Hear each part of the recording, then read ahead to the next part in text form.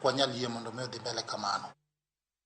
E kaunti ma Siaya ni jodak e aluora ma Thidhia Mayala ochako chiero dwaro mar mondo mi oyang lowo mar Thidhia no kaka mar oganda ka koro gibuogo mar donjo ne gavana ma Siaya James Orengo kuom rem neno ni lobno yangi kaka mar oganda. Kotelnegi ko jakom jopur e Thidhia Mayala Walter Nyangira giseyo ten kaunti ma Siaya ma gikoni tiyo godo mondo dargi e lobno. Gikoni ten kaunti ma Siaya tiyo kod joket mwandu moko mondo golgi e lobno ma gisebedo ka gitayo e chenro mag pur kendo koro gichano dhi e doho mondo chung chenro moro amora mar joket mwandu madonjore gi jodak e aluora mar Thidhia Mayala. Giseyo ten kaunti kuom ling ka jaket mwandu mane okawo kar Dominion ketho winjruok kendo temo daro gi e lope makiewogi kata lope makiewogi Thidhia no.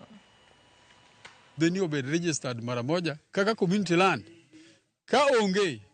to kati court wabo tero rengo. Wabo tero. Ang batamo tero, wabo tero. Ne watero kesi court kucha bugi wajo wabugi mi pesa bugi golo kesi negi golo nang'ama ne mondo giwe mondo kesi rum wabro tero kesi court okwanyal dhie bunge kucha koro adwaro mondo county kod sirkal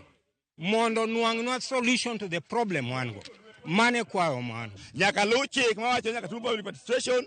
emo nyaka los nyaka yale assembly ya hako dimiyo executive to implement gima loko sekali assembly koro mane kwayo marwa nuko poni chik monti mane nobedo violate ne kolo to kwayo ngano mondo assess the law cheche ng'at above the law e Kenya kae ng'ama uso waka en county government ma en Orengo oyie okonywa wan mine ma mondi liete wan mine ma onge gin moro amora kama wanyalo geno wan oserumo te geno wanyosiko kuom nam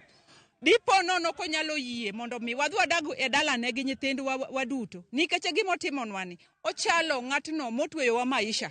man to Orengo tugo kodwa nango ok wadwa no Orengo tugo kod wan san ng'am wagolo golwenya no Orengo